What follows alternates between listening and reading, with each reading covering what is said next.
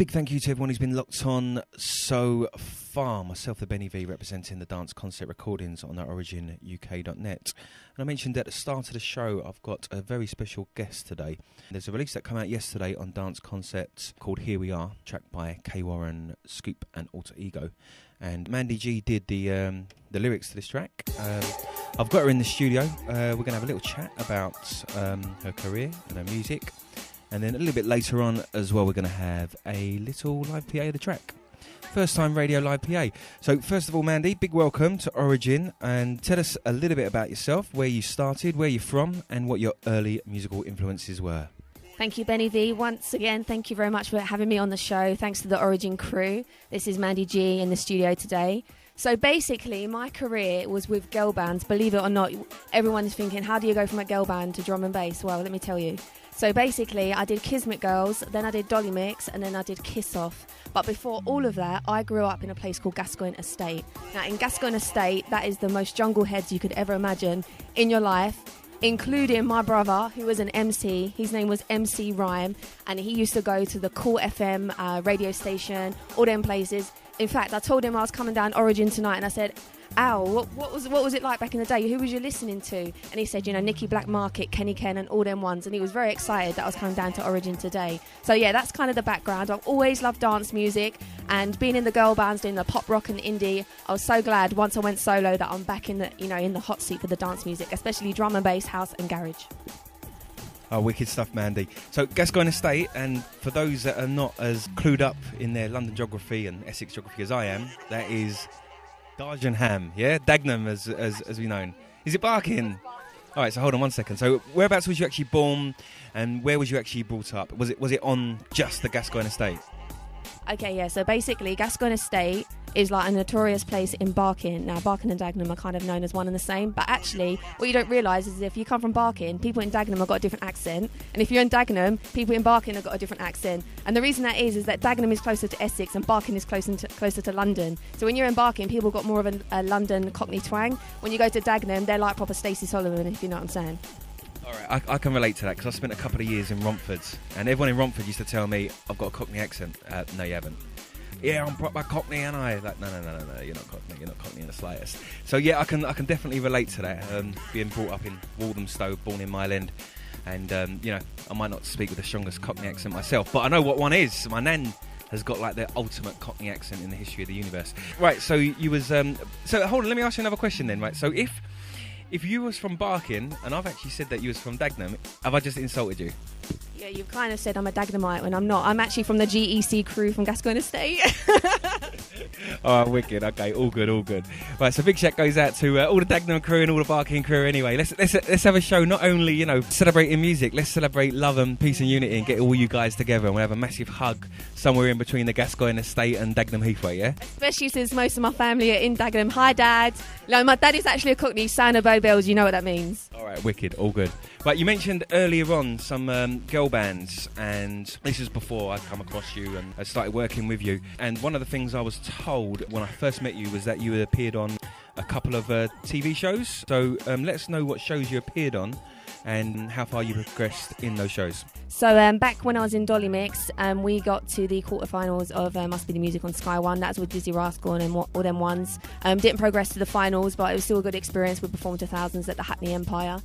Also, when I was in Kiss Off, we did X Factor. Now, this weren't the thing where you like queue up outside and you have to go through all loads and loads and loads of auditions. Basically, the X Factor, the label scouts came to one of our gigs and said, you know what, come down to the label. We went down to the label, blah, blah, blah. And then we basically were fast-tracked into the show. We got all the way to Wembley, performed for thousands of people. Didn't get past that stage. It was just before boot camp, but it was still a good experience.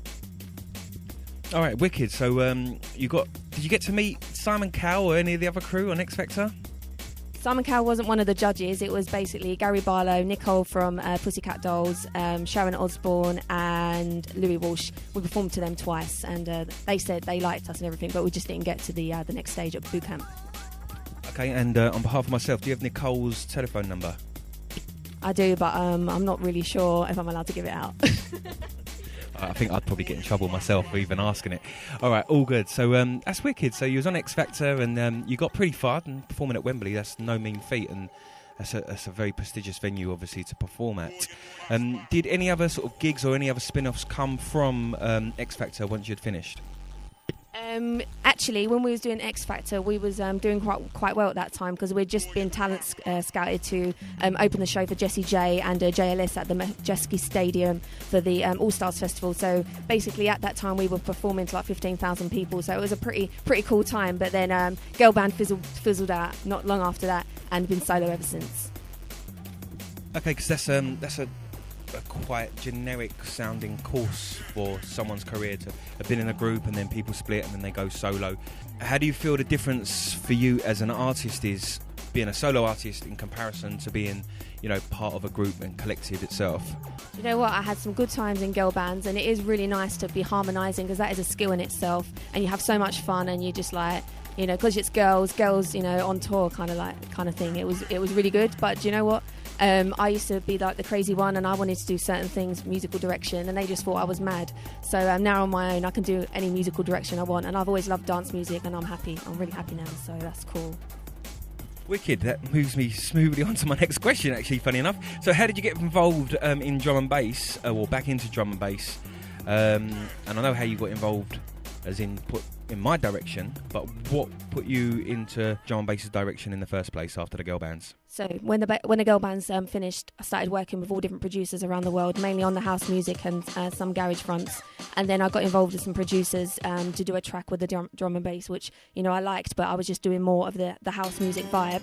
And then it just went from there, and I'm loving it. So it's kind of like a new part of the dance genre that I'm checking out the new flavours, and so there's quite a lot to come from that. So yeah, it's cool. Right, so you met Scoop and Kay Warren and the like, who you've recorded the vocals for on the track that's come out this weekend. How did you actually specifically meet those guys? What was the link to meet all those guys, and then obviously for then your track to be passed on to myself at Dance Concept? So I already know Kay Warren because when I was in the girl band, we actually recorded a track called Paranoid with him. So I already knew him, and with the other guys, we was already talking through the girl bands as well, and we just kept in contact. And then one day they was like, do you wanna write to this track? And I was like, yeah, send it over. And then I loved it, so I wrote to it, and that's where Here We Are came from. And just to fill you in from my angle as well, that track came over to me with no vocals, and I really liked it. And I said to Scoop and Alter Ego at the time, I'd sign it. So they said, okay, lovely. But in their mind, they had it as a full vocal track, although when it was originally sent to me, it wasn't. I said, okay, lovely. So find out, get a vocal artist on there, get some lyrics on there, and then send it over to me, and they did, which was yours. And the rest, as they say, is history. And I'm absolutely loving the track, and the feedback that I've personally got is phenomenal. There's a music video as well, people, by the way. So if you YouTube search Kay Warren, Scoop, Alter Ego, Mandy G, Here We Are, along with the Aphrodite remix that I played at the start of the show, you'll also find an official music video where Mandy's performing in that. Tell us about the music video, how that came about, and about all the eye candy that's in that track, you know, apart from yourself as well. Well, it's quite funny because Benny V's right here beside me, and he's all part of the story. So, you know, it was his idea to do a music video, and I was actually thinking in my head, like, because I do a lot of running, I was thinking I can feel like running or something. But before I even mentioned it to Benny, he came across and said, sporty theme, and I was like, so glad you said that, because like, I was thinking running. And it kind of went from there, and through Benny's contacts with all his muscle friends, we developed the fitness theme, and so that was Benny actually. He needs to take credit for bringing those people in, but we all worked together with all the locations and stuff, so yeah, it was a wicked project. Oh, wicked, see. I set that one up for you to knock down. I love it. Big shout goes out to Darren, all the Track 100 crew. Also got to give out a massive shout to Mike and to Jordan, Reality Shift, for making such a wicked video. As I said, have a little look on YouTube and you'll be able to find that video without any problem at all. Right, what we're going to do is we're going to play another track or two, and then we're going to get Mandy back up, and she's going to sing the track in full live on Origin UK for you guys. SoundsOfOriginUK.net. Streaming worldwide.